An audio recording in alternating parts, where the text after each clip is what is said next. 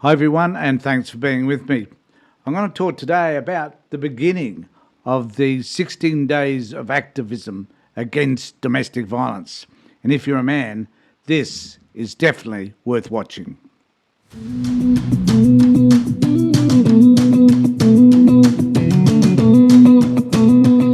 And to be fair, I don't just mean men, boys, people that choose to have relationships, and also those that choose to have a reasonable relationship with their parents also can learn from some of what is happening. Now, the 16 Days of Activism is a United Nations program that is designed for in these, and I think it should go beyond just these 16 days, but certainly it should be an effort in order to curb the horrific amount of violence that's perpetrated against women.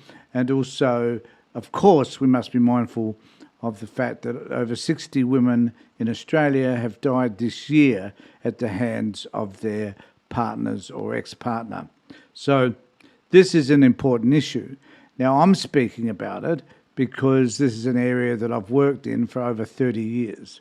So we can assume that I have a working knowledge of what actually happens in relation to relationships which are violent. I've worked with thousands of men over this period, and I certainly have an understanding as to the impact this behaviour has on women and why it is that men in particular might choose to behave this way. Now, every day over the next 16 days, I'll be making a post on a different aspect of domestic violence. But today I want to talk about one primary aspect, which is the way men normally feel when confronted with a person whom they want to have a relationship with, strive to have that relationship with, but where that relationship is toxic and particularly where that relationship is violent. The main reason why, and this is based on some reasonable research, I hasten to add, and also along with my discussions with thousands of men over the years, the main reason why men choose to be violent is that they feel one or all of the following. So they feel powerless in many, many instances, and we'll discuss that in just a moment, or they feel hopeless, or they feel this sense of helplessness. And all of these areas need to be discussed in some level or another. So hopefully we'll find a way to have that discussion over and through the next 16 days. But the real reason why men behave the way they do is because they feel inadequate or they're fearful and they don't know what to do with those feelings. So they choose to try and impose themselves on their partners by becoming controlling, coercive, and aggressive towards their partner. Now, the problem, and I'm going to talk about this in another session somewhere along the track, is because men, and not just men, but men in particular in this particular instance, have not got a sense as to how to articulate their feelings about the relationship and why they feel the way that they do. The sense of powerlessness often amazes me because it is because they feel so powerless that they choose to exert power, which comes across as aggression or coercive control, where they try and manipulate the person so that they can get from that person the things that they believe that they particularly desire, particularly attention. And they use whatever method they can in order to be able to get that. Now, not only the powerlessness, the hopelessness and the helplessness are the way men feel, men feel many other things. So if you're a male and you're watching this and you're wondering about any relationship that you've got, then I suggest you start to consider what it is that you do in that relationship that may be unhelpful to your partner. That doesn't mean you've got an abusive relationship.